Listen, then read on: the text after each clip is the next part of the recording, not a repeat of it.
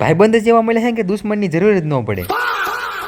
તો સવારમાં દૂધના કેન લઈને ડેરીએ ભરી આવ્યો. ત્યાં જયપાલભાઈ કંઈક તંત્ર મંત્ર કર્યું તો આકાશમાં હેલિકોપ્ટર દેખાણું. પછી અમે નીકળી ગયા વિરાટ કોહલીને પરણાવવા. ધાંધલપુર વટીને એક મસ્ત મજાની જગ્યા દેખાડીને અમે ફોટા પાડવા ઉભા રહી ગયા. એટલા બધા ફોટા પાડ્યા ને સ્ટોરેજ ફૂલ કરી નાખ્યું. ત્યાં ભાવના મોટરસાઇકલમાંથી હવા વહી ગઈ. અમારે જવાનું તો ચોટીલાના બાજુના ગામ હીરાસર. સામે દેખાણી છે હીરાસરનો ડેમ. ડેમની પાળે એવો રસ્તો હતો ને ઘડીક તો મજા આવી ગઈ. અજયભાઈના મામાના ઘીરે આવી ગયા. ભાઈબંધના લગ્નને 15 દિનની વાર તો હરખને હમાતો. મામાના ઘીરે કોઈ હતું ને જયપાલભાઈને તો ફાયું જોડ્યું. ઉતારે આવી ગયા ને વરાજાને તૈયાર કરવાનું કામ ચાલુ હતું. ભાઉએ તો એટલા બધા સ્પ્રે મારી દીધા કે રૂમ આખો ગંદવી નાખ્યો. વરાજો તૈયાર થઈ ગયો ને બધા ડિસ્કો કરવા માંડ્યા. વિરાટ કોહલી ગાડી હોરા નીકળીને તરવલ કાઢી. વહુથી બીવી ગયો ને તલવાર હેઠી મૂકી દીધી. ઘડીક પૈસા ઉડ્યા ને પવન આવવા માંડ્યો તો કાગળિયા ઉડવા માંડ્યા. અને આ હે મારા નવા ગામ વાળા કરશન કાકા. જયપાલ ભાવે ઈશારો કર્યો કે હાલો હવે રસ્તો ક્લિયર છે. બંને લોકોને લઈને જલ્દી ખાવા પહોંચો. હવે વરાજાએ કીધું એટલે લાઈક તો કરવી પડે હો. ધજાલાના બહુ પોપ્યુલર વ્યક્તિ હતા વૈભવભાઈ. પણ ઘડી ટ્રાય કરી ભડાક્યો ફૂટ્યો ને ઓરા માઇનસ થઈ ગયો. મારા હાથમાં ગુલાબ આવી ગયો. મેં કીધું કોને આપું, લાવ ને ભાવુને આપી દઉં. એટલામાં મને આપણા ફોલોવર ભેગા થઈ ગયા. હાંજકના સીધો જ આવી ગયો મારી વાડી. અને આ હું હે ખબર હે, કોમેન્ટ કરી નાખો ખબર હોય તો. મને જોઈને વાડીના ગલુડા ભાગવા માંડ્યા. હાંજકના હું ને રાણો આવી ગયા ગામની ધારોએ, કેમ કે હજી થોડાક ફોટા પાડવાનું બાકી રહી ગયા હતા.